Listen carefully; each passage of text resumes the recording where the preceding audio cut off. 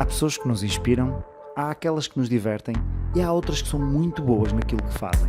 Aquelas que conseguem as três são convidados no À Conversa Com. Muito bem-vindos a mais um À Conversa Com, o único podcast que tem vários erros gramaticais logo no título, que é para perceberem que foi de propósito e não acharem que é só pronúncia do Norte. Estamos com uma mulher do Norte também, mais a norte até do que eu, de Braga, com a Patrícia Santos, que é CEO da Zoom. Obrigado por teres aceito o convite. Hoje a conversa vai ser muito à volta da Patrícia, obviamente, porque ela é a nossa convidada, portanto vai ser à volta dela, e muito sobre o que é isto de seres CEO, de uma imobiliária, deste mercado imobiliário que tanto se tem falado agora nos últimos tempos, à custa da habitação e da imobiliária, se tem falado muito disto. Portanto, falarmos aqui um bocadinho sobre todas estas temáticas. Mas primeiro, dar-te a oportunidade também de te apresentares um bocadinho, de falar sobre aquilo que tu achas que és, que tu gostas de ser, que tu gostas de fazer. Muito bem. Ora bem, eu tenho também aqui a oportunidade de não ter que enganar o meu sotaque. Exatamente. Também sentes isso? Também sinto isso. É engraçado porque assim, eu sou lisboeta de nascimento, mas já estou há muitos anos no Norte. E portanto, não engano ninguém com o meu sotaque. Mas às vezes tenho que ter aqui, tentar controlar o mais possível na dicção, para perceberem bem. E portanto, ok, neste eu posso falar à vontade, posso falar o meu sotaque do Norte. Sim, eu tinha um amigo que fazia uma voz mesmo diferente. Quando atendia o telefone, ele falava com muitos clientes, era o comercial na empresa onde eu trabalhei, a primeira empresa de formação onde eu trabalhei, na Life Training, ele era o comercial. E então a voz dele era mesmo diferente. Quando ligava, Totó! O Miguel! Então está bom! Super! O que é que se passa? Mudou eu. Não, eu senti isso porque eu cheguei a ir trabalhar para Lisboa foram 3, 4 anos. Sim. Então foi engraçado, quando cheguei a Lisboa toda a gente, ei, sotaque do Norte! Sim. E ao fim de algum tempo já estava a falar muito mais à Lisboeta. Certo. Quando regressei a Braga toda a gente usava comigo. Ei, sotaque de Lisboa! Sotaque de Lisboeta! Fez a falar a Betinho, pronto. Foi só um pouco dura. Mas eu acho que eles acham graça. Agora, vamos aqui mega generalizar. Na maioria dos casos, quando eu estou em formação, primeiro as pessoas apanham logo no bom dia e eles percebem que eu não sou de Lisboa. E eu acho que dá aqui uma certa graça. O rapazinho com esse sotaque engraçado, não é? Sotaque do Norte. Vamos ver o que é que ele tem a dizer. Acho que nos dá assim um bocadinho de charme.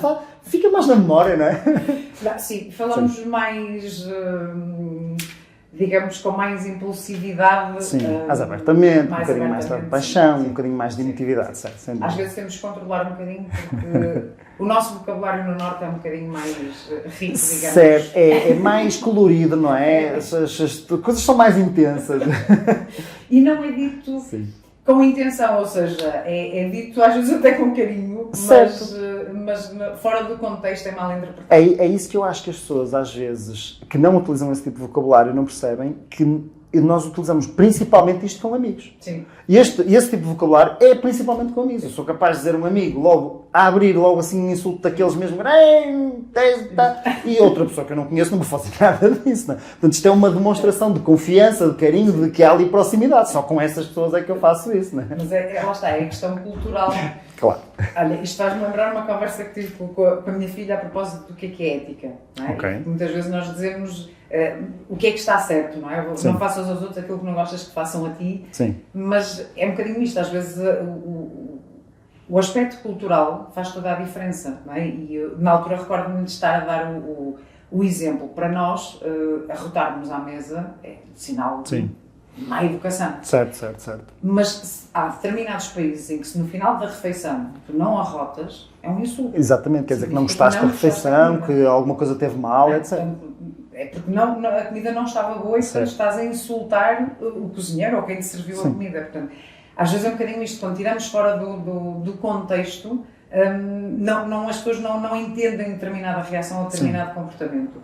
E aqui é um bocadinho isto, portanto, nós no Norte falamos numa determinada linguagem que fora deste contexto, lá está, é mal interpretado e é visto de uma maneira diferente, mas realmente aqui nós fazemos isso com o tal carinho que é preciso ter muita amizade e uma relação muito próxima para nos tratarmos dessa forma, mas que depois, nós estamos num contexto, não é esse... E isto é um bocado também como nas empresas, não é? Porque esse contexto e a cultura que é criada em cada uma das organizações também é que depois aquilo que define um bocado o que é aceitável ou não é aceitável fazer em determinadas organizações. Claro que, obviamente, dentro da cultura portuguesa vai sempre haver algumas coisas que são inaceitáveis, a não ser que a organização seja estranhamente diferente do normal. Mas, com certeza, que a Zoom tem coisas que só na Zoom é que se fazem. Portanto, e alguém vem aqui e diz assim, acho isto estranho, mas aqui é perfeitamente normal, porque foi criado um contexto e uma cultura onde isso é aceitável. Um bocado como aquela coisa do doutor, não é? Que havia empresas em que toda a gente tinha que ser doutor, e engenheiro e tratar para essas coisas, e noutras isso não faz sentido nenhum. O que faz sentido é tratar por tu. Enquanto que há outras que não faz sentido nenhum tratar por tu, não é? Tem um bocadinho a ver com também o contexto e a cultura que nós vamos criando na própria organização e com as próprias pessoas que lá estão, não é? Aquelas que fazem a cultura. Para nós, essa relação, essa proximidade, por exemplo, a história dos doutores e engenheiros é uma coisa que a mim sempre me fez imensa confusão. Pronto, e tive a sorte de sempre trabalhar em multinacionais e graças a Deus nunca trabalhei em nenhuma empresa onde houvesse esse formalismo, mas tinha colegas meus que trabalhavam em empresas que eram o senhor doutor, o senhor engenheiro. Eu, quando venho com um engenheiro, eu não, por favor, não fui batizada pelo meu nome é Patrícia, portanto, não precisam de pôr o título atrás.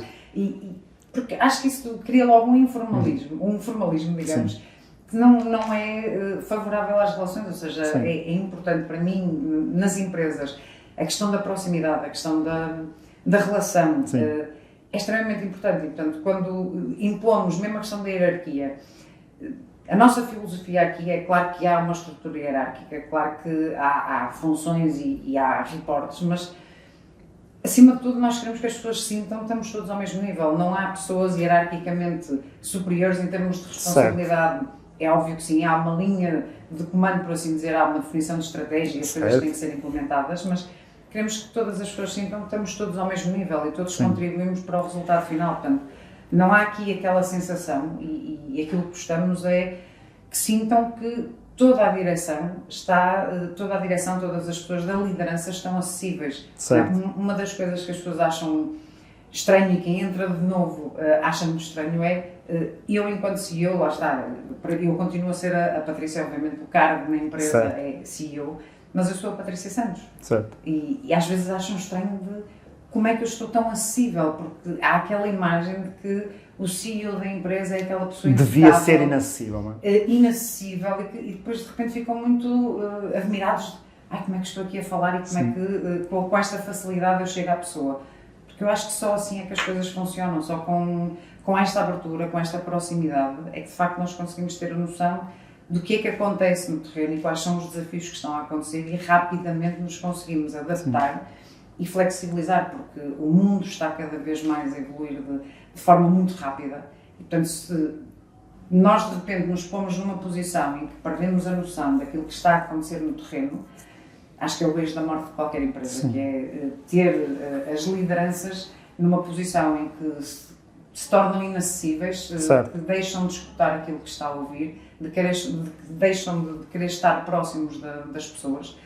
Acho que é isso que torna muitas vezes uma gestão em que cria aqui um gap muito grande entre aquilo que estrategicamente se está a definir e aquilo que na realidade está a acontecer no terreno. Sim, sendo que as imobiliárias, não todas, mas as principais imobiliárias têm uma diferença muito grande relativamente a uma empresa normal, que é os vossos colaboradores não são bem vossos colaboradores, não é? E eles têm a própria empresa deles e, portanto, vocês funcionam como uma espécie de gestores de hubs, de centros onde eles podem estar, em que eles são uma espécie de franchisados, porque eles utilizam a vossa marca para o produto, para vender o produto que no fundo é deles, porque eles têm a própria empresa, e, portanto, mesmo a própria relação hierárquica com essas pessoas, claro que depois a Zoom tem a sua estrutura interna e a sua, os diretores da agência, os racionistas, as pessoas, os operacionais, toda a parte que faz parte da estrutura interna.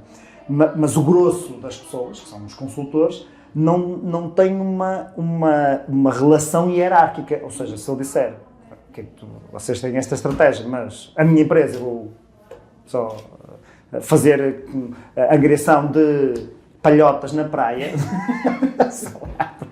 Ok, tudo bem, faz lá palhotas na praia. Se é o que funciona para ti, tudo bem, não é? Ou seja, porque ele tem aqui uma liberdade também de atuação. Pelo que uma relação hierárquica forte, imagino que não fosse funcionar muito bem com muitas pessoas para esse... Sim, claramente não. E lá está, e é mesmo isto, ou seja, aliás, a propósito de falaste em hub, esse foi um dos motivos pelos quais às vezes as pessoas dizem, não tão estranho, não é? Porque a maior parte das imobiliárias, chama a agência, a loja, ou seja, certo. E nós resolvemos batizar como hub imobiliário, precisamente por ser esse o conceito, ou seja, certo. Nós, na verdade, o nosso negócio é sermos incubadoras de empresas. Portanto, como disseste bem, os consultores são profissionais independentes, têm a sua própria empresa e aquilo que nós fazemos é dar as ferramentas, dar os modelos de trabalho, dar a formação, portanto, criar sinergias. Portanto, nós somos aqui um hub imobiliário certo. Em que damos e criamos todas as sinergias possíveis, serviços centrais, a formação, o acompanhamento, a parte fiscal, a parte do marketing, portanto, no fundo, damos todas as condições para que aquele empresário seja um empresário de sucesso. Certo. E aquilo que nós sabemos em termos estatísticos é, a maior parte das empresas, quando olhamos aos dados do INE, a maior parte das empresas acabam por, sozinhos, os empresários que se lançam sozinhos no mercado, a taxa de falência de empresas nos primeiros 2 anos é 80%. Nos primeiros 2 anos. Aquilo que nós aqui temos de estatística é exatamente o inverso. Sim. Porquê? Porque sabemos que o sucesso, quando as pessoas não estão sozinhas e quando estão de facto acompanhadas de outras valências, é muito maior, porque lá está, é muito difícil. Quais são os 3 grandes pilares para sermos bem-sucedidos numa área empresarial? Sim. Nós temos que ter um bom produto, nós temos que saber vendê-lo e temos que fazer uma gestão financeira absolutamente espetacular. Claro. Né? Portanto, nós podemos ter o melhor produto do mundo, se não o conseguirmos vender, não adianta nada. Podemos ter um mau produto, podemos ser excelentes vendedores, mas se o produto não serve, também não vai adiantar nada. Podemos ter um excelente produto, saber vender muito bem, mas se depois não sabemos fazer uma boa gestão financeira, vamos arruinar completamente a empresa. Certo. Agora, a verdade também é outra, que está para nascer o ser humano que domina estas 3 áreas. Certo. E, portanto, é aqui que esta complementaridade é muito importante e a grande vantagem deste modelo de trabalho é as pessoas não estarem sozinhas. Sim. E, portanto, aquilo que nós conseguimos identificar, e o nosso nascimento, digamos, a Zomo nasce de um estudo neurocientífico que fizemos, que foi, sentíamos que já se estava a trabalhar há muitos anos, não é? Nós vamos evoluindo e já estávamos na mediação antes de lançar a Zomo, certo. E sentíamos que já se estava a trabalhar como se trabalhava há 20 anos, há 30 anos atrás. Certo. As pessoas evoluem, a forma de pensar evolui, no entanto as metodologias de trabalho continuavam a ser as mesmas e a insistir-se nos mesmos pontos. E sentimos essa necessidade, nós temos que perceber o que é que mudou na forma de pensar das pessoas, nas necessidades das pessoas. Este estudo o que é que nos permitiu? Portanto, não só estudamos os clientes, portanto, as pessoas que querem comprar e vender uma casa, certo. Como também fizemos este estudo ao nível do consultor imobiliário, naquilo que são os desafios do desenvolvimento da sua carreira. E, portanto, com este estudo conseguimos perceber que, do lado do cliente, quer comprador, quer vendedor, uma das grandes indústrias, portanto, esta análise permitia-nos identificar as principais dores, certo. Mas ir mais longe, que era perceber a intensidade dessas dores. Certo. Porque muitas vezes nós dizemos, não nos agrada muito isto no processo de compra ou venda, mas é aquela dor que não é assim tão intensa. Certo. Portanto, com este estudo, nós conseguimos medir o grau de intensidade dessas dores. E uma das coisas que percebemos do lado dos clientes é o acompanhamento. Ou seja, a maior parte do cliente, aquilo que se queixava era nós somos muito acompanhados até o momento em que assinamos o contrato. Portanto, até aí, o consultor está sempre a ligar, está sempre a fazer chamadas para conseguir o contrato de angariação. A partir daquele momento, desaparece, torna-se uma consulta fantasma. Certo. Isto era a queixa da grande maioria dos clientes. Portanto, aquilo que nós fizemos foi, a partir daí, percebendo estas são de facto as dores que os clientes sentem, e toda a complexidade do processo, enfim, o tempo que o processo demora, certo. Foi desenvolver um modelo de negócio em que, como é que nós tornamos isto mais simples, como é que nós damos este acompanhamento ao cliente para que ele não sinta, de facto, estas dores. E ao nível do consultor imobiliário, a dor que nós mais identificamos foi o grande desafio que esta área traz, que é uma área que é muito transversal e que infelizmente ainda não temos o reconhecimento que é merecido desta profissão lá fora. Pronto, ainda muito fruto da falta de regulamentação que existe no setor e que felizmente acredito que rapidamente vamos dar esse passo. Mas fruto da falta de regulamentação e de não ser uma profissão que, de facto, como qualquer outra profissão, enfim, há uma carteira profissional e para ser engenheiro, para ser advogado é preciso estudar e lá está, existe uma certificação para se poder exercer a profissão, aqui ainda não é o caso. E, portanto, é como em tudo, há bons, há maus profissionais e há pessoas que, infelizmente, estragam um bocadinho o mercado e criam uma má imagem daquilo que é verdadeiramente o trabalho de um consultor imobiliário. E que é uma área que tem que dominar, de facto, várias vertentes. Porque quando nós falamos em ajudar alguém a comprar ou vender uma casa, nós temos que dominar muitas áreas. Certo. Temos que analisar o mercado, nós temos que fazer um estudo de mercado, perceber qual é que é o preço justo pelo qual o imóvel tem que ser colocado no mercado.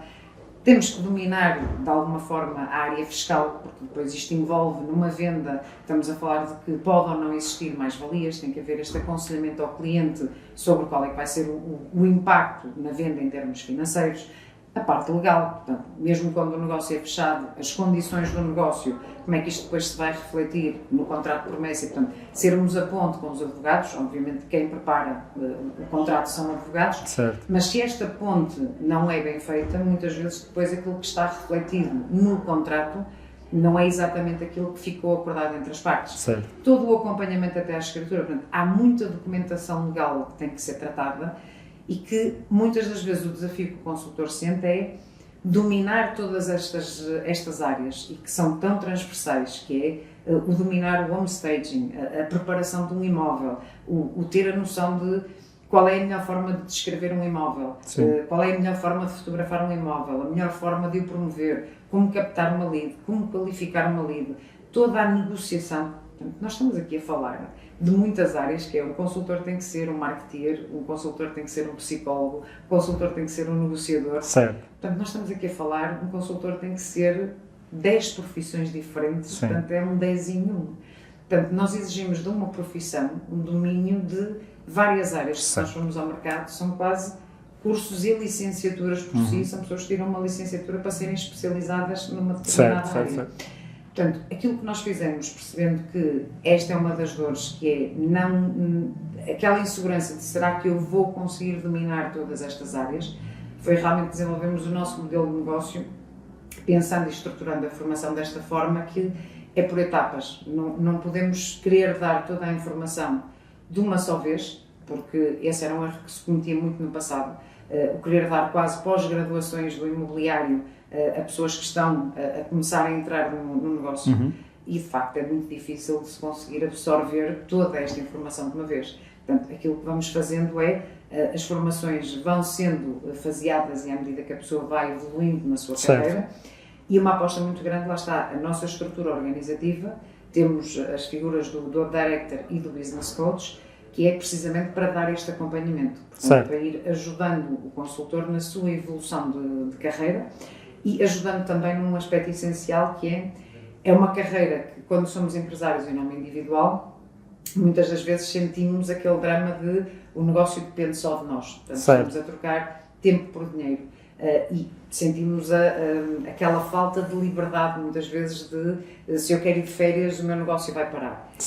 E há pessoas que têm ambição e têm essa vontade de eu quero ter esta liberdade, eu quero ter mais tempo para a família, mas obviamente a parte financeira é importante.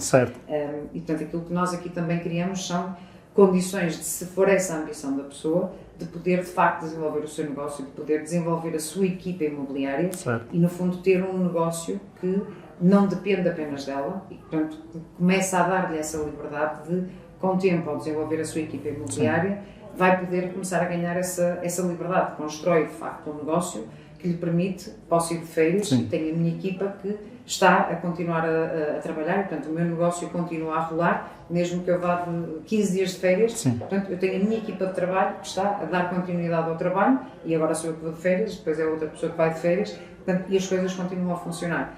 Claro que um modelo de equipas para funcionar, nós temos o nosso próprio modelo de evolução de equipas e é isso também que temos já a formação desenvolvida e este acompanhamento por parte dos business coaches, qual é que é o momento, quando é que é o momento, como é que se faz, quando é que se contrata as pessoas, como se contrata as pessoas, pronto, que são os desafios que as pessoas vão sentindo ao longo do desenvolvimento de carreira. E, portanto, foi tudo o que este estudo nos permitiu foi de facto perceber que tinha que haver esta adaptação a esta nova realidade e estas novas necessidades que as pessoas sentem. Certo. Sendo que eu aí tenho duas questões. A primeira é, tendo sido inovadores nisso, ou mais ou menos inovadores em qualquer uma dessas áreas, neste momento isso é algo que muitas das imobiliárias que estão no mercado, eu não digo todas porque primeiro há 7 milhões, não é? Sim. 7 milhões.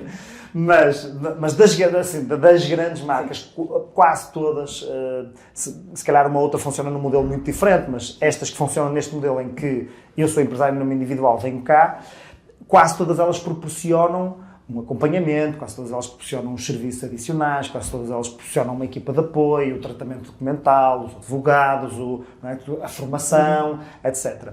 Tu sentes que a diferença que a Zomo veio trazer foi no formato em que vão fazendo essa formação e naquilo que vão dando, ou conseguiram encontrar aqui alguma coisa que os outros não estavam a fazer? Não, no formato, ou seja, o serem profissionais independentes, sim, faz parte, ou seja, faz parte da profissão, portanto, tem mesmo que ser assim, portanto, não é isso que é inovador. Portanto, a condição do consultor imobiliário é ser um profissional independente. Aquilo que nós trouxemos de inovador é, de facto, o formato, ou seja, a forma. Porquê? Porque mesmo a introdução dos princípios da neurociência na forma como damos a formação faz toda a diferença. Portanto, isso é que é muito difícil. Para a forma deles absorverem a informação. Absorverem a informação. Claro que é muito difícil de conseguir transmitir em que é que isto se traduz. É muito subjetivo. Portanto, só quem faz as nossas formações é que, de facto, consegue perceber a diferença do nível de qualidade das nossas formações para qualquer outra formação no mercado. Quando aplicamos estes princípios de neurociência, tem a ver com captadores de atenção, tem a ver com mesmo o aspecto visual, toda a estrutura da formação. Portanto, quando nós percebemos como é que o nosso cérebro reptiliano funciona, como é que nós captamos a informação, como é que nós retemos a informação, e toda a formação é desenhada nesta estrutura, e percebemos que tem que haver uma componente teórica, mas que depois tem que haver uma componente prática, que temos que pôr em prática aquilo que estamos a fazer, para solidificar o conhecimento que aprendemos. Tudo isto muda completamente aquilo que é o conceito da formação. E depois é a questão de esta evolução, ou seja, de nós termos a formação em que tu desbloqueias a formação seguinte, ou seja, ela não é toda dada de uma vez. Tu fazes esta primeira formação, estas fases, desbloqueia a formação seguinte. Depois termos também academias, que lhe chamamos o Evolution Academy, que é a formação às próprias lideranças da Zomo. Portanto, não é só a aposta na formação do consultor, é a aposta nas lideranças, porque sabemos que o crescimento da organização passa pelo crescimento de toda a gente. Portanto, não basta só dar formação técnica, entre aspas, daquilo que é a profissão do consultor imobiliário, nós temos que apostar também no crescimento das competências de liderança de todas as pessoas que estão na gestão dos hubs. E, portanto, temos uma academia, o Evolution Academy, para as várias funções dentro do modelo organizativo do hub, desde as hosts, e as hosts são as pessoas que estão aqui na recepção, na entrada do hub, que é uma função extremamente importante. A host é a cara do hub, é a primeira pessoa que recebe, seja o consultor imobiliário, seja o cliente. Portanto, é a pessoa que vai fazer o tuning, digamos, de quem entra aqui na instalação, é aquela vibração positiva de quem entra, é aquele primeiro impacto. É um impacto positivo ou não é um impacto positivo? E, portanto, essa pessoa é uma pessoa extremamente importante na organização. E, portanto, estas academias ajudam a que essas pessoas evoluam enquanto pessoas, e esta é a grande aposta, porque sabemos que a organização vai crescer tanto mais quanto mais nós fizermos evoluir as pessoas enquanto Sim. pessoas, enquanto profissionais. Portanto, Sim, as OMS já existe há quanto tempo? vai fazer 4 anos agora. 4 anos. Ou seja, notaram que os rácios de... Ou seja, primeiro da retenção nos primeiros meses dos consultores, porque há muita gente que vem experimentar, não é? Sim. E pronto, experimenta e às vezes gosta, outras vezes não gosta. Mas, ou seja, das pessoas que passam desses primeiros 3, 4, 5 meses, que é mais alto do que aquilo que era a vossa experiência, e as pessoas que depois conseguem manter-se na profissão, era mais alto do que na vossa experiência passada, nas outras de imobiliários, vocês já estavam ligados ao setor imobiliário. Já notam ao fim deste tempo esses rácios diferentes do que aquilo que é o normal do mercado? O que notamos é, em termos de produtividade, lá está, Certo. os rácios, em termos de retenção ou de rotatividade, por ser uma profissão que lá está, não há uma certificação, ou seja, para se vir trabalhar para o imobiliário, Certo. sim, continuamos a ter muitas pessoas que vêm fazer a experiência para Sim. ver se gostam. Pronto, e nem toda a gente se identifica ou depois acabam por não ter o perfil, porque é de facto preciso ter aqui alguma persistência e não é por ser o setor imobiliário. Portanto, ou seja, estamos a falar para sermos empresários por conta própria. Certo. É preciso uma resiliência, uma persistência, uma determinação de facto elevada. E, portanto, há pessoas que de facto vêm fazer a experiência, mas ao final de algum tempo chegam à conclusão que não têm essa capacidade. O que nós sentimos, e que neste momento, e obviamente fazemos sempre essa análise com a concorrência, é em termos de produtividade, que é aquilo que a nós mais nos interessa, o nosso foco está nas pessoas, ou seja, nós não o euro por consultor, não é? Isso. Portanto, não viemos para o mercado para ser os maiores, viemos para ser os melhores. Porque o nosso foco está na individualidade. Nós queremos que cada pessoa que esteja aqui na empresa seja de facto produtiva e que tenha os melhores resultados possíveis. E, portanto, quando fazemos essa análise em termos de angariação por consultor, que é a única coisa que nós conseguimos comparar em termos de euros por consultor, eu não sei quais são os euros da concorrência. Certo. Sim. Agora, aquilo que é público é angariações por consultor. Certo. Nós somos, de longe, a marca que tem maiores níveis de produtividade quando analisamos a angariação por consultor. E sabemos também, outra coisa é que a angariação por consultor tem uma relação direta com a angariação tem uma relação relação, certo. Portanto, não podendo medir de forma factual os euros por consultor, o facto de conseguir medir a angariação por consultor, sei que, obviamente, o resultado de euros por consultor será proporcional. Certo. E relativamente ao recrutamento, estavas a falar que há muitas pessoas que vêm e depois, obviamente, não se identificam. Isto aqui, em qualquer outro tipo de indústria, em qualquer outro tipo de emprego, não é? A malta vai trabalhar para o continente e depois diz, olha, afinal, isso não era para mim. Qualquer lado existe isso. Sendo que durante há algum tempo, o meu primeiro contacto, há pouco estava a falar contigo, que o meu primeiro contacto com imobiliárias na informação, a minha mãe trabalhou na Réplica há meio século atrás, ou qualquer coisa assim do género. Há muito Já tempo. há muito tempo que eu não ouvi falar disso. Exatamente. Como quando ainda não havia mais nada, a não ser Réplica. Tipo, a Réplica era a grande imobiliária com 2 lojas, ou qualquer coisa assim do género, e ela trabalhou lá durante algum tempo. Mas quando eu comecei a ter contacto com isto, ainda se vivia muito um modelo de se respira, está contratado. Contratado, que não é contratado, não é? Que é, se respira e entra. Pode entrar. E eu tenho sempre aí um bocadinho de receio nesse tipo de coisas, porque, obviamente, as pessoas têm que ser livres para tomar a sua decisão e se querem entrar ou se não querem entrar. Eu sou um mega fã da liberdade individual e da responsabilidade pessoal. Acho que cada um de nós é que é responsável pelas suas decisões. Por outro lado, enquanto agência, pode ter aqui um perigo muito grande se eu tenho muitas pessoas que, obviamente, vão influenciar a cultura e o comportamento enquanto cá estão, não é? E se entram... Porque eu vejo pessoas que fazem uma coisa muito esquisita, que é, se calhar aqui não, só nas outras imobiliárias, mas fazem uma coisa muito esquisita. Tantos também já... Fazem uma coisa muito esquisita, que é, eles são empresários em nome individual, ou têm a sua própria empresa, seja aquilo que for, são empresários, mas agem como funcionários públicos. É que nem sequer é como empregados, porque os empregados ainda fazem o que eu lhes mando, não é? Eles agem como funcionários públicos, que é... E agora, perdoem-me os funcionários públicos que estão a ver, porque vou fazer aqui uma mega generalização e não é... Sim, e não é positivo, e há muitos funcionários públicos incríveis, com certeza. Mas nesta ideia de...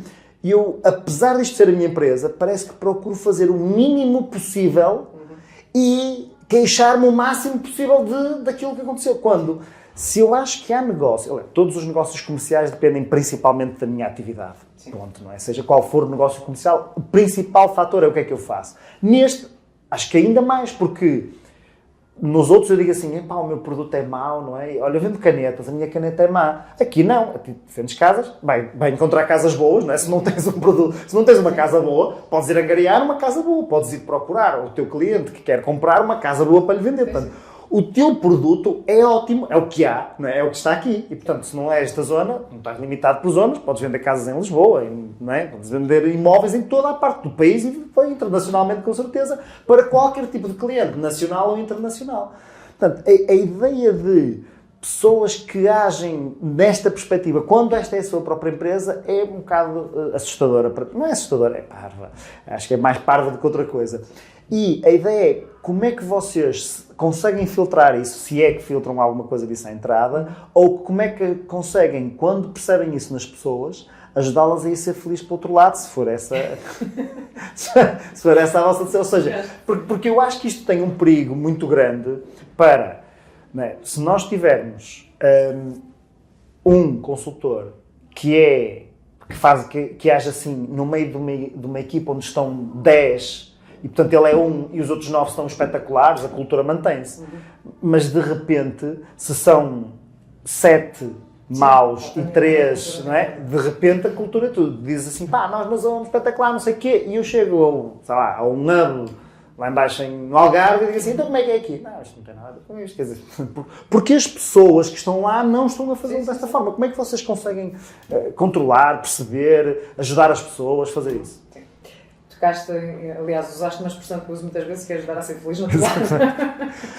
Porque eu acho que isto é mesmo sincero. Claro que isto é uma brincadeira, obviamente, não é? Mas eu acho que é mesmo sincero, porque eu acho que estas pessoas estão infelizes, não é? Eu não conheço ninguém que não cumpra objetivos, não faça nada e diz assim, não, sou imensamente feliz, isto é o meu sonho. Não, é mesmo ser feliz para o outro lado. Às vezes, e é mesmo sincero, e atenção, às vezes as pessoas são mesmo felizes pelo ambiente de trabalho que aqui se vive. Ok, certo, sim. Mas... acho que não é bem feliz. Estão contentes. Estão contentes porque gostam, certo? Estão contentes. Mas não é bem... Felicidade é uma coisa um bocadinho diferente. Não pode ser só porque, é espetacular. Exatamente, o ambiente é giro. Porque tem umas instalações espetaculares, porque tem uns colegas de trabalho espetaculares, mas, de facto, quer dizer, isto não está a contribuir para nada para a realização pessoal da pessoa. Certo. Quer dizer, e, portanto, a pessoa tem que ser mais do que isto. Pessoal, profissional, financeira, não é? A felicidade é um conjunto. Se a pessoa não está a conseguir ter resultados, obviamente que o nosso papel é, primeiro, no tal acompanhamento no business coaching, ajudar a pessoa, mas se a pessoa, é aquilo que nós dizemos, nós ajudamos, mas nós não fazemos pela pessoa. Claro. Portanto, se a pessoa não está disposta a fazer aquilo que é necessário,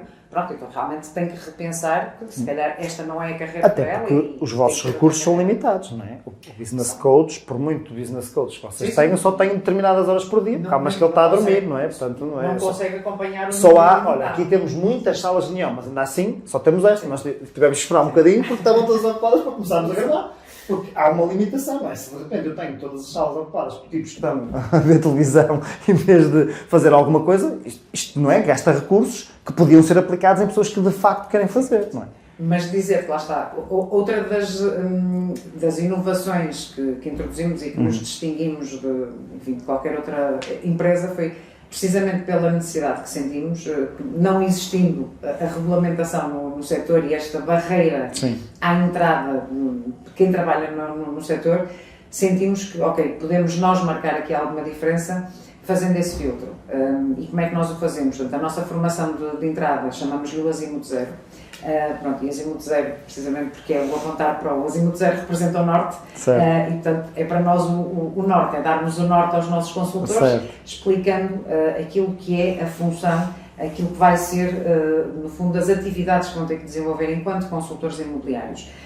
Isto para que a pessoa perceba, ok, este é o desafio, isto é aquilo que me vai esperar nesta carreira, isto é uma formação de uma semana intensa, em que no final desta semana, portanto, não só a pessoa fica com uma perspectiva clara de tudo aquilo que a vai esperar enquanto consultor, lado bom, eu quando digo lado bom, o lado mau, é a pessoa perceber que vai haver atividades com as quais se calhar ela se vai identificar e vai haver atividades com as quais se calhar não se vai identificar. Certo. Okay? E faz parte daquilo que eu digo, nós, para chegarmos ao ponto de nos podermos dar ao luxo de fazermos só aquilo que gostamos, todos nós temos que passar pelo processo de fazer coisas que não gostamos. Certo. Não é? Aquilo que nós E eu temos acho que nem sequer há só coisas que nós gostamos. Eu adoro aquilo que faço, sou apaixonado pelo meu trabalho, e há partes do meu trabalho que eu gosto mais e outras que gosto menos.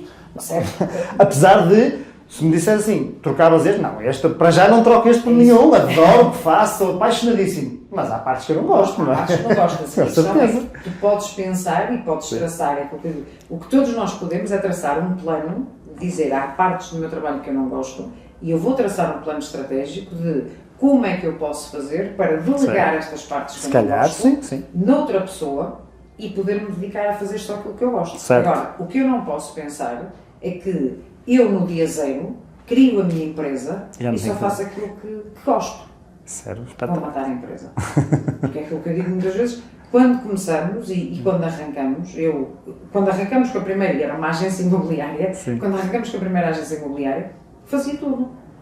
Portanto, na altura o nome era broker, portanto, enquanto broker eu fazia a gestão dos processos bancários, eu fazia a gestão da equipa e dou muitas vezes este exemplo. É assim, nas nossas instalações, se a tampa da sanita partia, quem tinha que tratar do assunto era eu. Se uma lâmpada fugia, quem tinha que tratar do assunto era eu. Porquê? Porque na altura a estrutura era pequena, portanto estávamos a fazer crescer a empresa e portanto eu não tinha mais ninguém. Portanto quem tinha que resolver todos os assuntos era eu. Gostava? Claro que não. Quem é que gosta de ter que andar a trocar o tampo de uma sanita? As pessoas que fazem essa... Claro, exatamente, é isso. Portanto, a questão é nós termos a consciência de há todo um percurso que nós temos que fazer. Portanto, como empresários, nós temos que ter a noção para fazer crescer uma empresa. É preciso muita dedicação, é preciso sacrifício, é preciso ter a visão de que mais à frente eu vou poder, ou seja, eu tenho que fazer crescer a empresa para mais à frente, sim senhor, eu poder ter uma estrutura organizativa que me permite um dia eu poder subcontratar. Hoje, sim senhor, temos uma equipa de limpeza que podemos dar ao luxo, contratamos uma empresa de limpeza que faz toda essa manutenção. A manutenção das instalações é feita por uma empresa externa, avaria uma lâmpada, sim senhor, é só chamar a empresa de manutenção que vem cá entrar. Porquê? Porque fizemos crescer a empresa de forma a podermos ter capacidade financeira de subcontratar estes serviços. E é esta visão que é importante que o empresário tenha, que é, eu não posso começar no dia zero a dizer, isto eu não gosto, não faço, isto eu não gosto, eu não faço, não. Eu tenho que começar no dia zero com a consciência de que eu vou ter que fazer tudo o que gosto e o que não gosto. Identificando, ok, eu não gosto disto, eu não gosto disto, eu não gosto disto, então eu tenho que criar condições para que a minha empresa ganhe dinheiro suficiente para pensar, ok, estas coisas que eu não gosto, eu vou contratar alguém que adore fazer estas coisas, porque atenção, eu não gostar das coisas não significa que sejam coisas más. Claro, pode haver quem goste de fazer essas coisas, são coisas, ou seja, o trabalho deles fazer essas coisas e quero fazer essas coisas. Eu detesto trabalho rotineiro, gosto de estar sempre a criar coisas novas, agora, há quem adore a rotina, ou seja, saber que todos os dias é aquilo que eu vou fazer. E está espetacular e está super feliz a fazer aquilo. Portanto, o que nós temos é que saber, e é esta complementaridade, que é outro erro que às vezes cometemos, é achar que temos que contratar pessoas semelhantes a nós. E é aquilo que eu digo, é um erro. Eu não tenho que contratar uma pessoa que é semelhante a nós, ou porque, eu gosto dela, é muito porreira, é muito parecida comigo. Não.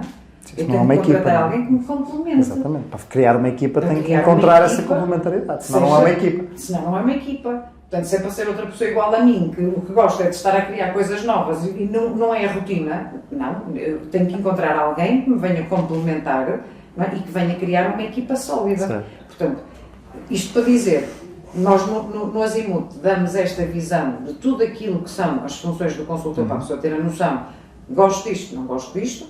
No final, o que é que acontece? Há uma avaliação. Portanto, é um painel de 3 pessoas, em que a pessoa vai, neste caso o candidato ao consultor imobiliário, tem que fazer uma apresentação de serviço e a apresentação de um estudo de mercado, que são as duas coisas que nós consideramos, de facto, essenciais, que a pessoa tenha essa competência para poder ser um consultor imobiliário. E depois dessa avaliação, portanto, numa escala de 0 a 10, a pessoa tem que ter um mínimo de 6. Se tiver uma aprovação, uma classificação de mínimo de 6, portanto, pela avaliação feita por estas 3 pessoas, então aí sim a pessoa entra para a zona. Portanto, se não tiver esta aprovação, não é sequer dado, porque às vezes há pessoas que ficam nervosas, já nos aconteceu, aliás, várias vezes. Claro. Nesta prova oral, por assim dizer. Mas ao fim de uma semana vocês também percebem se aquilo é nervosismo ou é não saber fazer, ou é coisa assim. Há pessoas que, a meio da formação, desistem logo, percebem que não é para elas e está tudo bem. Portanto, nós preferimos que saltem fora a meio da formação do que passar 3 meses. Passar 3 meses. Portanto, fazemos logo o filtro aí. Na avaliação, se percebemos que a pessoa está nervosa porque não está habituada ainda a falar em público, que é um dos grandes medos da maioria das pessoas, damos uma segunda oportunidade, ou seja, a pessoa volta-se a preparar para fazer essa apresentação e damos uma segunda oportunidade à pessoa. Pronto. Falhando, então aí sim, ok, fica o caso arrumado e não faz sentido a continuidade. No fim deste programa, portanto, desta formação inicial, temos aquilo que chamamos a Academia Startup, que é um programa de 3 meses. Portanto, este programa de 3 meses, o que é feito? É um acompanhamento, portanto, neste grupo que entra de novos consultores, em que há uma série de atividades. Portanto, são atividades que, depois, dependendo da dinâmica de cada hub, há os que fazem dinâmicas diárias ou 3 vezes por semana. Mas o princípio há um conjunto de formações, portanto, que já são disponibilizadas por nós, de conteúdos, lá está, formativos, para ir adicionando conhecimento de forma semanal aos novos consultores, com atividades, portanto, adicionado a esse conteúdo, a esse conteúdo formativo, temos atividades que têm que ser desenvolvidas, atividades essas que já é para estarem a desenvolver o seu próprio negócio. E, portanto, depois é feita uma avaliação semanal e uma avaliação mensal. Se não estiverem a fazer as atividades, porque são atividades que lá está, que contribuem para o desenvolvimento do seu negócio, é feita a tal análise de se não estás disposto a fazer aquilo que tens que fazer para desenvolver o teu negócio, então será que este é o sítio certo para ti ou não? Portanto, e se chegarmos à conclusão que efetivamente a pessoa não está comprometida, não está a fazer as atividades e não está aqui a contribuir para aquilo que é a sua realização pessoal, chegamos e muitas vezes ao fim do mês há pessoas que são convidadas a encontrarem a sua felicidade noutro projeto, porque claramente este não será o projeto mais indicado para elas. Portanto, no fundo, esta foi a forma que encontramos de fazer este filtro, uma vez que, pronto, não existindo ainda esse filtro naturalmente na profissão, não existindo ainda regulamentação que faça, enfim, este filtro à entrada, foi a forma que encontramos de ir fazendo esta regulação, digamos, de quem está aqui a trabalhar na zona. Ok. Com esses filtros todos, primeiro, aliás, antes de perguntar isso, já falaste 2 outras vezes da regulação. E eu tenho dúvidas que a regulação seja uma solução. No sentido de, eu vejo isto pela a minha profissão, quer dizer, a minha profissão, eu posso me definir como quiser, basicamente, não é? Porque a minha profissão também não é regulada e, portanto, se eu tiver num documento público, vou dizer que sou formador, porque é mais fácil do que explicar outra coisa qualquer. Se não, posso ser palestrante, speaker, coach, etc. E eu não acho que, por exemplo, no caso do coaching, a regulação seja a solução, porque quando há uma regulação, tem que haver alguém que vá dizer é assim que as coisas são feitas, certo? E a partir de agora, todos os coaches que se quiserem chamar coaches têm que fazer assim, como os psicólogos, para serem psicólogos têm que fazer assim, e os engenheiros, para serem engenheiros, têm que engenhar desta forma, não é? O problema é quem é que faz esta regra. Porque uma coisa é dizer assim, ok, vais ser tu a fazer e tu fazes a regulação e tu dizes, com estas regras as pessoas têm que passar isto e têm que ter este conhecimento. E se for o Manel? E se for o António? E se for outra pessoa? E tu dizes assim, eu não quero malta com isto. Isto é de mais, isto é de menos, isto é diferente. Ou seja, eu acho que, obviamente, há profissões em que tem que haver uma regulação para dar uma certeza ao mercado que aquela pessoa faz alguma coisa e ela não tem capacidade de observar de outra forma. Por exemplo, se eu for um neurocirurgião, convém que alguém, porque eu não tenho capacidade de observar se ele é bom a neurocirurgiar. Portanto, eu não consigo observar e dizer assim, senhor, mostre-me a trabalhar com uma faca para ver como é que não sei, não é? Portanto, tem que haver alguém que certifique isso. Noutras profissões, sei lá, como os treinadores de futebol, eu consigo ver se alguém sabe treinar ou não sabe treinar. Vejo, olha, treina ou não treina, não é? Ou seja, e mesmo o perigo, enquanto neurocirurgião está um perigo de vida, um treinador ninguém vai morrer, quer dizer, há malta que morre às vezes de coração por causa do seu clube, mas na partida, não é? Ninguém vai morrer por uma coisa dessas. Aqui, eu acho que, eu não tenho a certeza se a regulação será uma solução. Achas que era um passo no sentido certo? Achas que podia... Ou seja, por um lado, iria afastar pessoas da profissão, com certeza, não é? Porque obviamente todas as relações depois, as cooperações reduzem os lugares. O objetivo é esse, não é? E enquanto médicos, uma hora de mês está-se a dizer, não pode haver mais médicos, não podemos formar mais médicos, senão vão ser muitos. Não é? Ou seja, há aqui uma proteção da classe para não haver muitos. Por outro lado, não é? Nós temos os taxistas que são regulados. Aquilo foi exatamente por eles serem regulados que se tornaram tão maus que apareceram os Ubers, porque já não havia, não é? Ou seja, como é que tu vês que a regulação aqui de facto pode ajudar? Não tenho dúvidas que pode ajudar, não no sentido, não é no sentido de reduzir ou de criar aqui, enfim, barreiras, entraves, musculados, etc. Não é números clausos nem limitar o acesso à profissão. Agora, é importante termos a consciência de que é uma profissão que, tal como, e fazendo aqui o contraponto com a intermediação de crédito, Sim. que é uma profissão regulada, e que é uma profissão que, para se fazer intermediação de crédito, tem que ser certificado pelo Banco de Portugal, Certo. porque é pela responsabilidade que as pessoas têm na mão. Certo. O consultor imobiliário tem exatamente a mesma responsabilidade. Portanto, nós estamos a falar do maior investimento que as pessoas fazem ao longo da sua vida. Portanto, Mas a licença, eles não têm que ter uma licença de mediadores imobiliários? Não? O consultor não. Aí o consultor não, só. O consultor não. A agência onde ele está, ou o hub, não é? Onde ele está, é que tem que ter. Mas que mesmo assim é uma licença que eu digo nos dias de hoje, digo a rir para não chorar, que só falta sair no arroz de gala.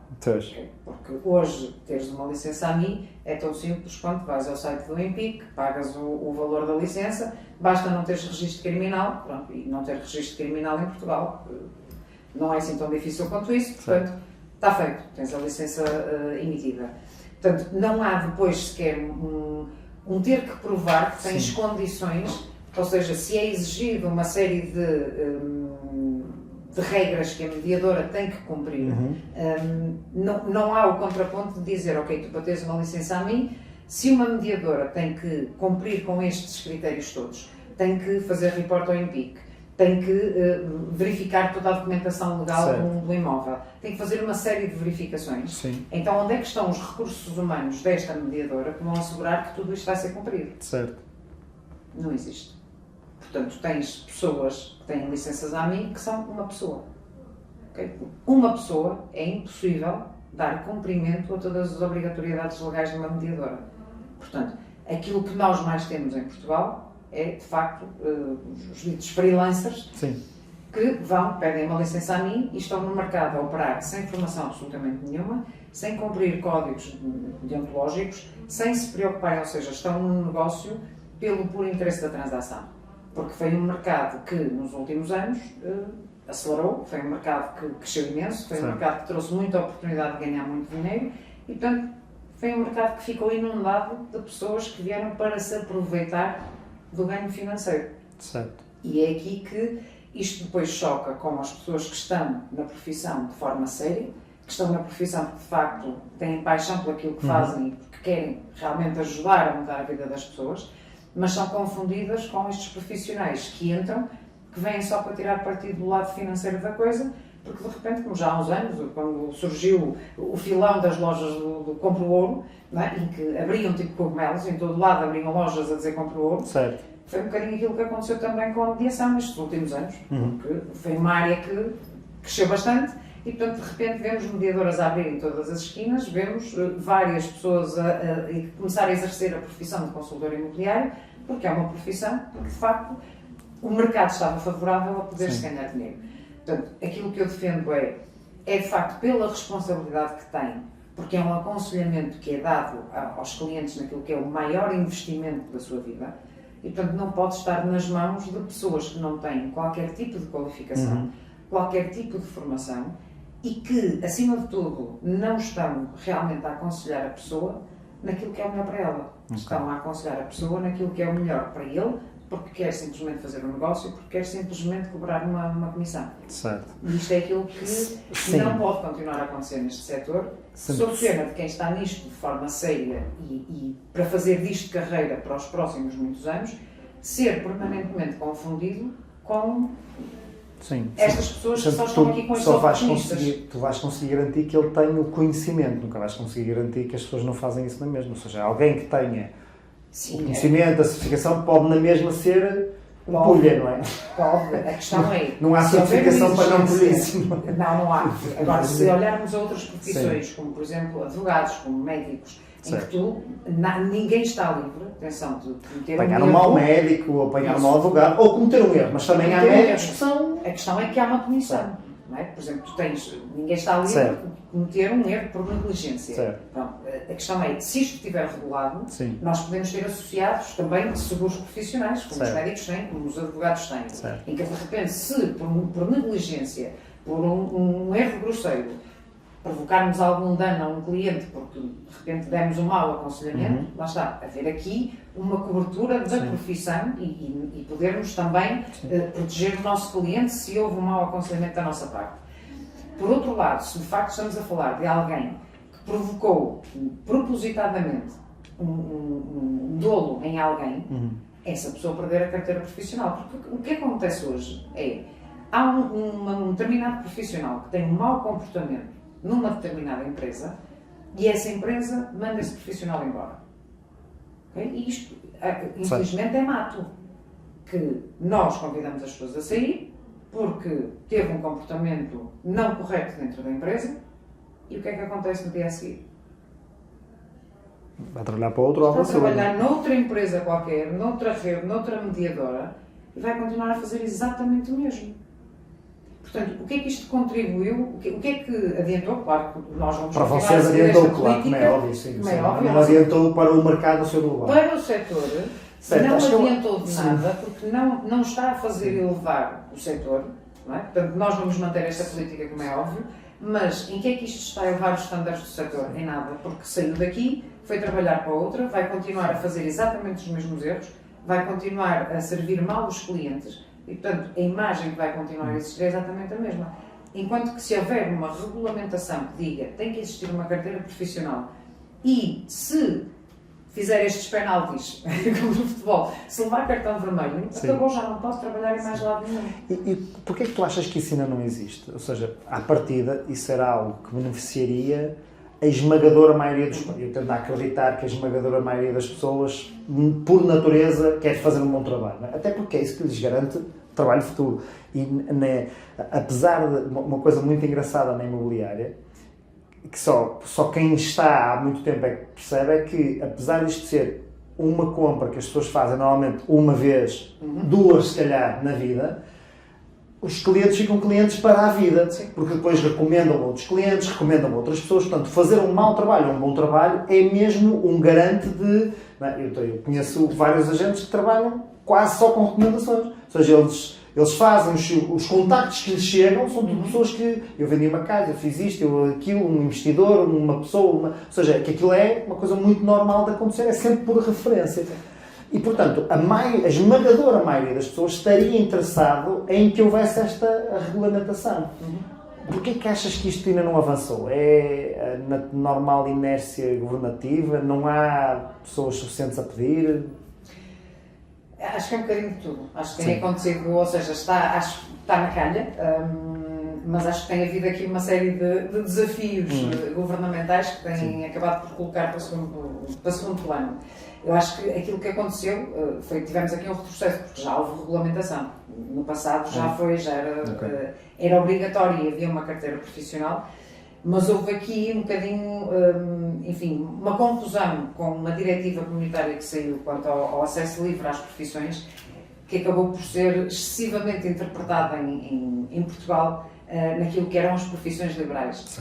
E daí ter havido um recuo depois na legislação, na mediação, que foi achar que termos todas estas condições era um entrave às profissões liberais e, portanto, acabaram por deixar cair a carteira profissional, que já existia no passado. Aliás, quando nós entramos no mercado, tivemos que fazer a formação para ter a licença enquanto mediadores e existia também o curso e a licença para angariador imobiliário. Portanto, não tenho dúvidas que é algo que vai acontecer para breve, voltarmos a ter essa regulamentação, porque aquilo que aconteceu foi de facto esse excesso de interpretação de uma diretiva comunitária que saiu, mas que começamos a ver noutras áreas, nomeadamente a intermediação de crédito, que também é uma área de prestação de serviços como esta, e que não houve, ou seja, dessa transposição da diretiva comunitária não deu direito a que não haja condições de acesso, porque não estamos a dizer que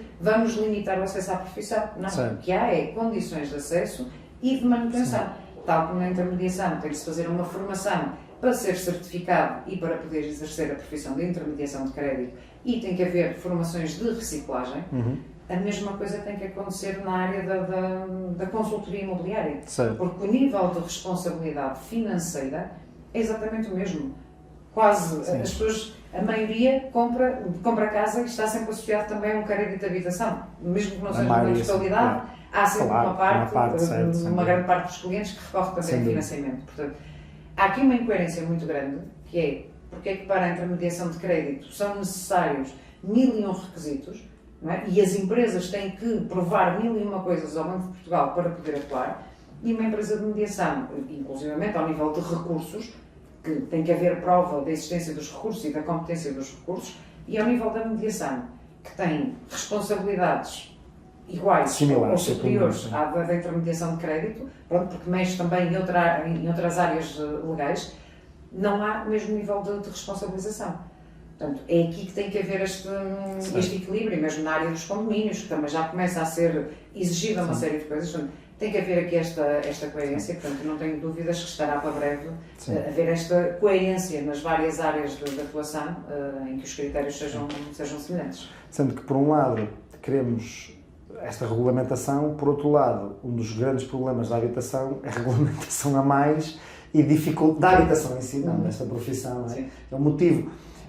Eu lembro-me de pouco daquilo que estudei na Faculdade de Economia, primeiro porque estudei pouco quando lá estava, e portanto naturalmente não me lembro de muito, e depois porque percebia meio que a maior parte das coisas me interessava pouco. Ainda assim, a gênese de porque é que um preço é alto ou é baixo, ficou-me que é, se eu tenho muita gente, e eu percebia isso muito facilmente às vezes quando ia sair à discoteca e via as miúdas giras, eram aquelas, não é, que mais concorridas, não é, porque havia mais pessoas, havia mais procura para aquela oferta, não é, e a oferta era só aquela. Então, um bocadinho esta coisa, às vezes nas casas, que eu ouço muito falar, não, porque isto é uma especulação, e eu disse, peraí, é especulação se eu não vender, se eu puser uma casa que eu comprei por 100 mil euros e agora estou a pôr lá por 1 milhão, só é especulação se ninguém me der 1 milhão. Se eu der 1 milhão, era o preço certo, não é? Porque houve um tipo que me quis dar 1 milhão pela casa. Então, esta ideia de que os preços sobem porque há malta que está a especular os preços da casa só funciona se não houvesse ninguém a comprar. Porque se ninguém comprasse por 1 milhão, ia dizer assim, olha, 900. Não é? Aliás, com certeza, vocês que não são mentores imobiliários, tem malta que chega aqui a pensar que a sua propriedade, o seu imóvel é a última Coca-Cola da praia, portanto deve valer pelo menos 500 mil, e depois, eventualmente, ao final do tempo, dizem assim, se calhar por 200 eu já ia, não é? Ou seja, está aqui uma regulação natural do preço, que se eu não tenho ninguém a querer comprar por aquele preço, provavelmente o preço está muito alto, não é? Atendendo a que eu estou fazendo um bom trabalho, divulgação, etc. Neste mercado em que nós temos tantas mais pessoas a querer comprar do que sítios para serem vendidos, nem é pessoas a querer vender, é sítios para serem vendidos. Nós vemos, não é, os dados de em 2000 foram construídas 900 mil fogos e o ano passado foram 100, não é? Ou seja, há aqui uma enorme disparidade.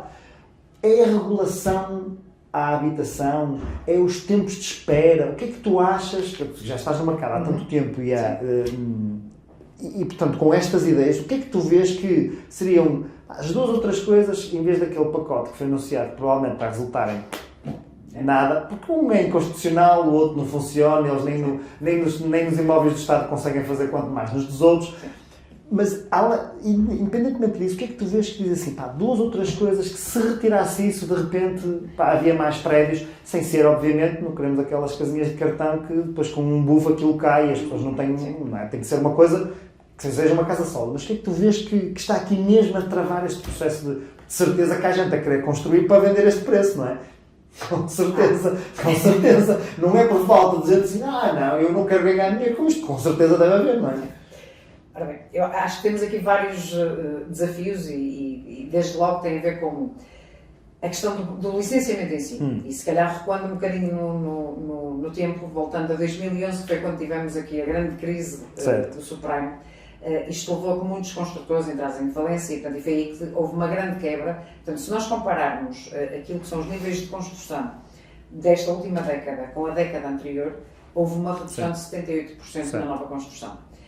Isto foi muito fruto da crise que tivemos, em que houve muito construtor que infelizmente teve que sair do mercado por falências, e obviamente que isto teve um impacto naquilo que foi depois também toda a estrutura administrativa, que é, se de repente deixa de haver nova construção, obviamente que todas as câmaras e as entidades que orbitavam à volta daquilo que eram as licenças se redimensionaram, ou neste caso subdimensionaram, e ao mesmo tempo não houve uma evolução tecnológica enfim, de todo o processo de licenciamento. Portanto, eu diria, o primeiro grande entrave que nós temos aqui é este tempo que demora o processo de licenciamento.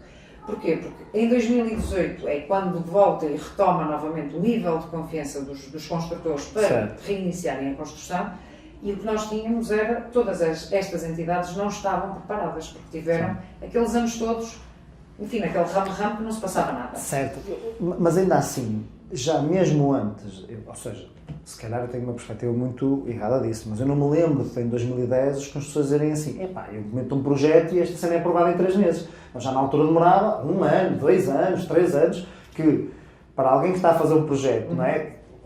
Isto é um processo dilatório, queima-lhes, não é? Isto é um aumento de custos, claro, não era porque a malta dizia, pá, tenho mais 3 prédios a construir. Sim. Ou seja, a coisa já estava um bocado subdimensionada à altura, não é? O tema é a questão de nunca se resolver o problema estrutural. Exatamente. E, portanto, estarmos sempre, aliás, falávamos há pouco, que é o grande drama de governos de curta duração é tudo o que são problemas estruturais cuja resolução só se vão ver efeitos 2, 3, 4 anos depois, é que a tendência é, ok, como os resultados já vão ser daqui a 3 ou 4 anos, eu já cá não vou estar, portanto não, vamos empurrar com a barriga para a frente e vamos nos focar em coisas de curto prazo, que são, enfim, politicamente chamativas, e portanto vamos nos focar nessas medidas. E portanto, na verdade, Portugal há muitos anos que não adota medidas estruturais, que de facto, porque isto também tem a ver também com a questão do ordenamento do território, portanto não tem só a ver com a questão do licenciamento do processo em si,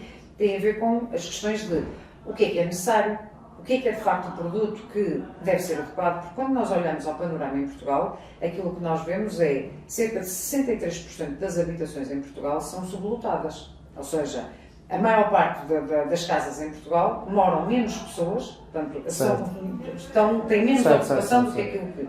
Porquê? Porque tradicionalmente o que é que nós portugueses fazemos?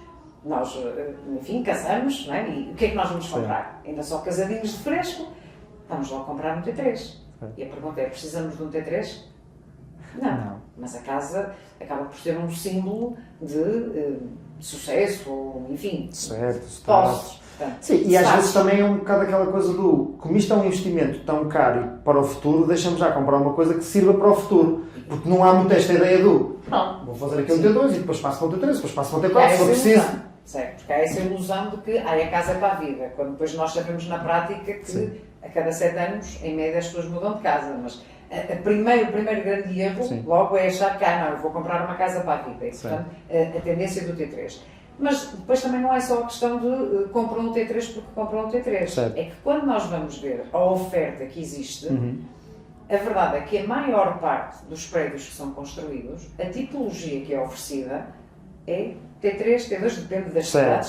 Se formos para grandes centros de Lisboa e Porto, já há muito mais oferta de T0s e T1s, mas neste caso estamos aqui em Braga, e a verdade é que Braga, a tipologia T0 e T1, é raríssima. Normalmente é o quê? Aproveitamentos de resto, ou seja, é feito o projeto do prédio, ora bem, sobrou aqui este bocadinho, vamos para o T0, que é no bocadinho que sobrou ali do prédio. Portanto, nem sequer são apartamentos normalmente muito atrativos. Portanto, é ali uns restinhos que sobraram. Portanto, lá está também há um bocado esta coisa do mercado, que é, o mercado também não procura muito isso, portanto também não há muito interesse. Portanto, tem a ver com a questão... Cultural também, não é? Cultural, ordenamento de território, de incentivos, lá está. Se houvesse um planeamento, isto já tinha que vir de trás, não é? Portanto, se houvesse um planeamento, dizer assim, as pessoas que compram, que ao comprar a habitação, têm um incentivo, ou têm um benefício, que é, se eu sou um casal, e estou a comprar um apartamento T1, há aqui um benefício porque eu estou a comprar uma casa adequada àquilo que é o meu agregado familiar. Então havia aqui um benefício. Para quê? Para contribuirmos para aquilo que é sustentabilidade, tal como hoje existem benefícios para a colocação de painéis solares, para a contribuição da sustentabilidade ambiental. Se nós pensarmos que este tema da habitação é também um tema de sustentabilidade, porque hoje fala-se muito de sustentabilidade e liga-se sempre só a temas ambientais. Sustentabilidade é muito mais do que só a parte ambiental. Sim. Não é? E pensarmos a sustentabilidade da habitação é um tema importantíssimo, porque termos casas sublotadas, isto leva-nos a custos de manutenção, leva-nos a custos energéticos, leva-nos a termos... Não faz sentido nós termos 40% de uma casa que não está a ser ocupada. Certo. Sendo que há aqui ou seja, o incentivo à partida já deveria existir, não é? Que é eu vou pagar menos por um T1 do que por um T2. Ou seja, se eu só precisaria de um T1, não é? À partida este benefício já deveria existir, não é? Existe sim e não, porque a diferença depois, em alguns sítios, a diferença de preço não é assim tão grande, por um lado, porque depois tu tens os custos, ou seja, num prédio tu tens as partes comuns, portanto, se formos ver em termos de diferenças de áreas, às vezes a diferença entre um T1 ou um T2 não é assim tão grande. A questão é, o benefício é depois a pessoa pensar, nós passamos por um mercado que foi complexo. Portanto, 2011, houve ali uma crise, portanto, criou aquela insegurança nas pessoas de eu vou comprar uma casa que não sei se vou conseguir vender. Certo. E, portanto, esta insegurança que as pessoas sentem, muitas vezes é aquilo que levava a pessoa a, não, mais vale comprar uma casa que vai ficar para durar, porque depois não sei se ao menos conseguir isso. vender. É isso. Portanto, são todos estes temas, a instabilidade que existe no quadro legislativo em Portugal, por exemplo, no que diz respeito ao arrendamento. Isto é escabroso, porque qualquer investidor que queira, o alojamento local é outra coisa que não faz sentido nenhum. Quer dizer, alguém que faz investimentos em imóveis... Contar um determinado quadro legislativo... E faz o seu business plan há 10 anos, que de repente agora vê detonado porque alguém se lembra de mudar o enquadramento jurídico. Ridículo. Isto não faz sentido. Portanto, isto põe, obviamente, qualquer investidor em estado de alerta e desincentiva completamente qualquer tipo de investimento. Mesmo para os construtores. A verdade é, haveria muito potencial para construir, sim, mas eu, enquanto construtor, eu vou pensar, eu vou fazer um business plan de quero começar a construir, mas uma licença de construção, dependendo da localização, há sítios que pode demorar 4 anos.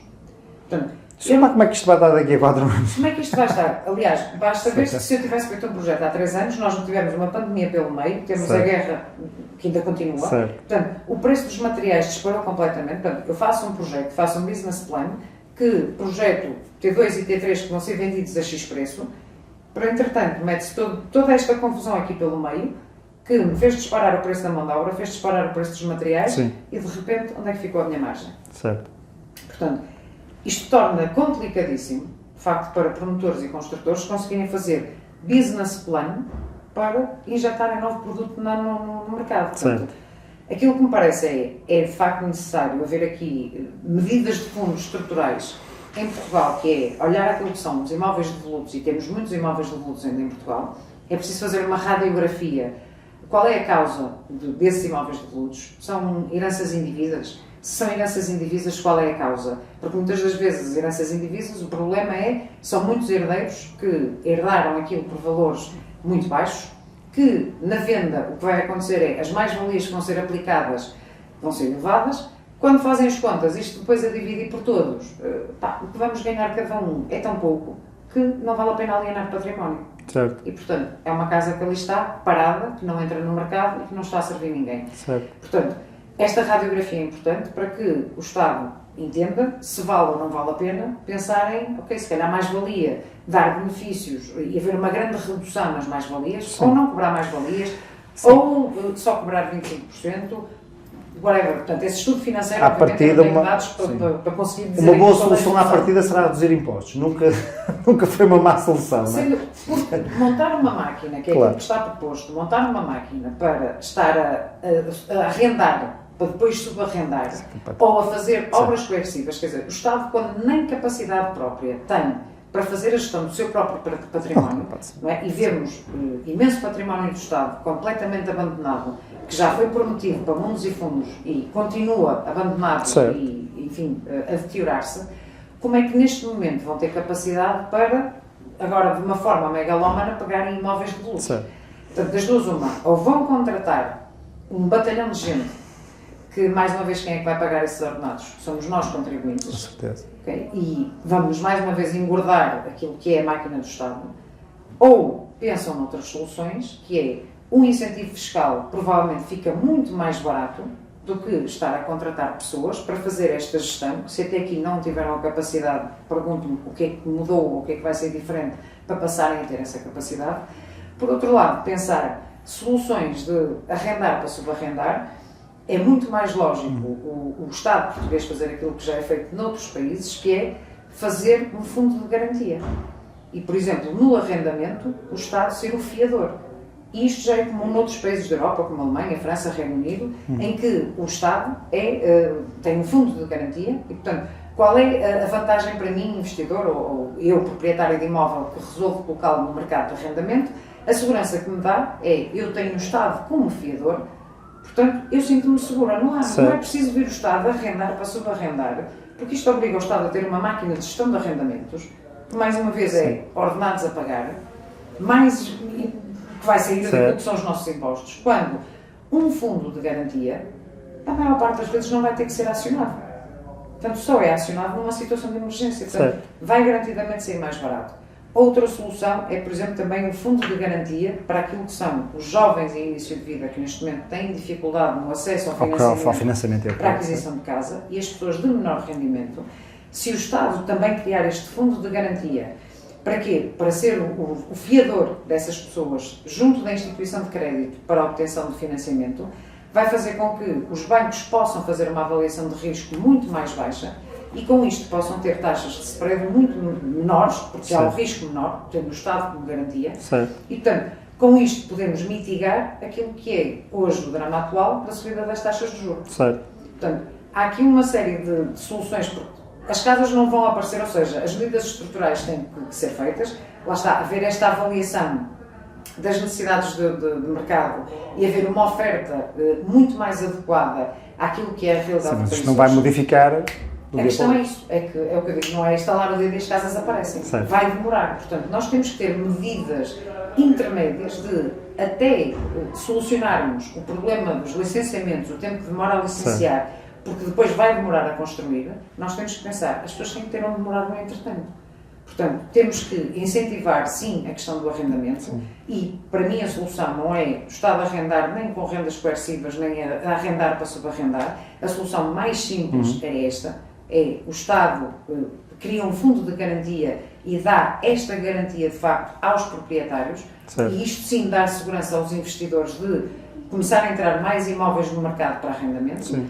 E outra solução é na questão do financiamento, haver também esta garantia.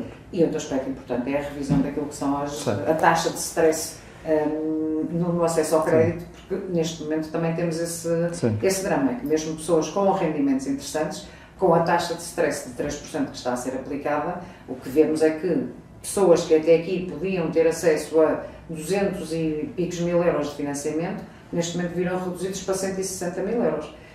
E é muito fácil. Desafio, aliás, escrevi um artigo que estou a publicar no LinkedIn, ficou muito grande, portanto vai ser em 3 partes, publiquei ontem a primeira parte e agora nos próximos dias vou publicar as próximas partes. E precisamente a propósito da questão de um casal com 2 mil euros de rendimento, neste momento só consegue financiamento para 160 mil euros. E, portanto, convido a fazer a pesquisa nos principais distritos, Lisboa, Porto, Coimbra, Braga e Faro, por exemplo, para ver qual é a oferta existente de imóveis, apartamentos e moradias abaixo de 160 mil euros. Estamos a falar de uma oferta reduzidíssima.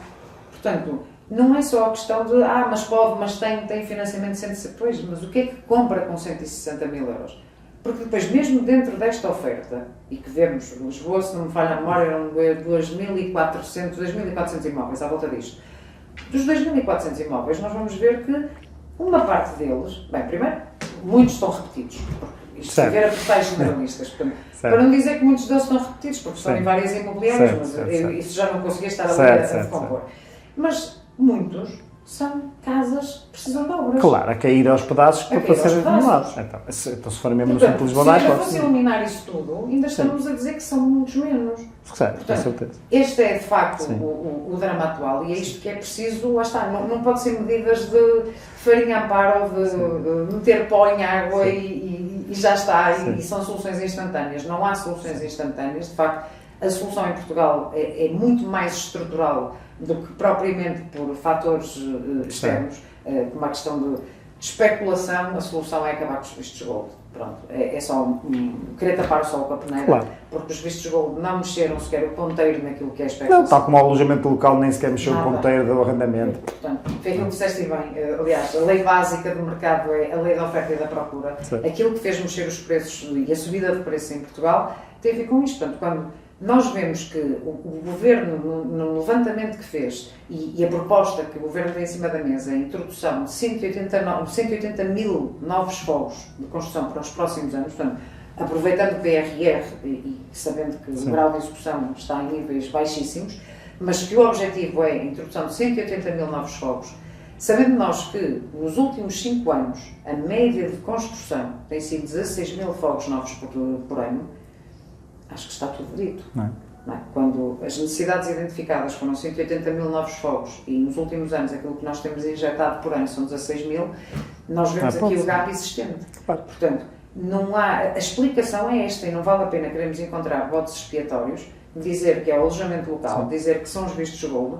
Não são. É a falta de oferta e cada vez mais nós somos um país que abriu portas ao mundo. E ainda bem. Que é aquilo que nos está a safar. Claro.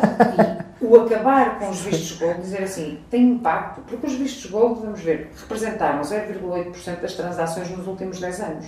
Sim. Não tem. Agora, o impacto que isto teve foi um impacto muito mais político para o exterior. Exatamente. Essa é que é a imagem que é negativa. A mensagem que nós passamos para o exterior, porque já saíram montes de notícias em jornais noutros países, foi a mensagem que passamos para fora foi os estrangeiros não são bem-vindos em Portugal. E, portanto, isto era a última coisa que Portugal precisava. Certo, quando a única coisa que nos está a safar são, de facto, os investimentos estrangeiros. E pensarmos que, às vezes, esquece com muita facilidade que o mercado, o imobiliário, portanto, e aqui está incluída a construção, não é o imobiliário, a habitação, é o imobiliário, representa cerca de 15% do PIB português. E que o imobiliário está intimamente ligado com o turismo, que representa cerca de 8%. Portanto, nós estamos aqui a falar de duas áreas que têm um impacto gigantesco no PIB português. Portanto, de repente, uma política destas, de terminar com os vistos gold, passar uma mensagem para o exterior de que os estrangeiros não são bem-vindos em Portugal, quer queiramos, quer não, tem um impacto direto nestas duas áreas. Certo. Portanto, e se a área em que Portugal, de facto, pode ser competitivo, são nestas duas áreas e trabalhou muito bem nos últimos anos na área do turismo, conseguiu posicionar muito bem Portugal lá fora.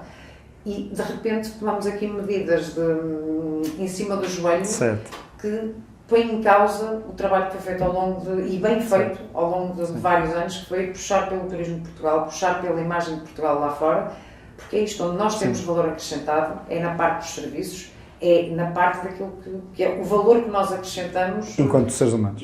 Basicamente, é a nossa cultura, massa cerebral, a nossa cultura. Portanto, é isto que nós podemos acrescentar e de repente às vezes há aqui umas políticas que vêm deitar por água abaixo o trabalho todo feito. Então, última pergunta para desafiar relativamente à zona, que é aquilo que nós estivemos aqui mais ou menos a identificar foi que o Governo, seja ele de longa duração ou de curta, até porque os últimos têm sido todos de longa duração, este vai com 8 anos, não é o mesmo, mas é o mesmo. Sim. Antes deste teve o do engenheiro Sócrates, que teve também não sei qual. Pronto, temos aqui, até são longos. Pode ser a mesma cor, atenção, a questão é... Não estou a dizer, não estou a dizer a mesma coisa, estou a dizer, o número de anos até nem temos tido muito curtinhos.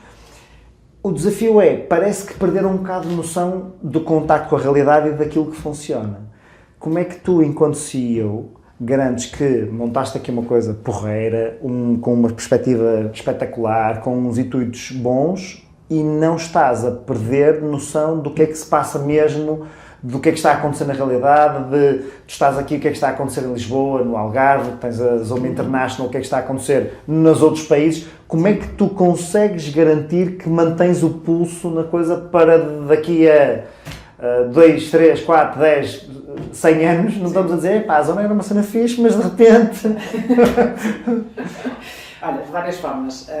Primeiro, o facto de termos operações próprias é logo um ponto que, inevitavelmente, eu estou envolvida naquilo que é o terreno e naquilo que é o dia-a-dia e a sentir os desafios. Certo. Obviamente, localizados, portanto, não temos unidades próprias pelo país todo. Certo. Mas, obviamente, dá sempre aquela informação de como é que o mercado está a reagir, o que é que está a acontecer. Portanto, não estou apenas como master, não é? A vender franquias naquela posição confortável de não interessa o que é que está a acontecer no mercado. Não. Também temos operações próprias e, portanto, há essa preocupação de o que é que está a acontecer.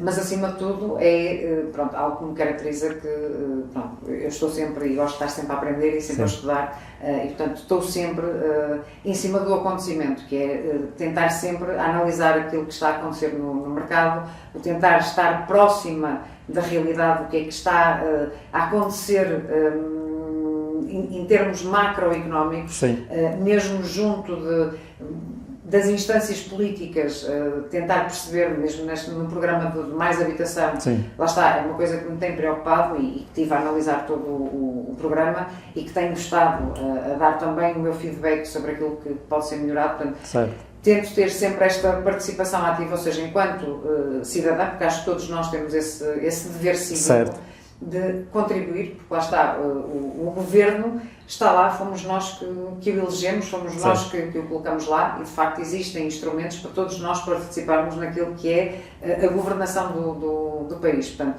tal como faço para o país e a nível do país, aquilo que é a minha preocupação em termos de rede é esta, é tentar estar próximo. Obviamente tenho a estrutura, não consigo estar em todos os hubs, em todas as cidades, mas tenho toda a estrutura da Zona Internacional que está sempre atenta àquilo que está a acontecer no terreno e lá está, e vou recebendo esses feedbacks, esses alertas e vamos fazendo reuniões também com as lideranças dos vários hubs para ir percebendo o que é que está a funcionar, o que é que não está a funcionar e lá está, como é que nós podemos realinhar e ajustar aquilo que são as nossas estratégias de acordo com aquilo que são as mudanças de mercado. Porque muitas das vezes é preciso haver esta flexibilidade. É que eu digo, os nossos valores devem ser e manter sempre os mesmos, mas muitas vezes é preciso flexibilizarmos naquilo que são as estratégias para chegarmos ao nosso objetivo.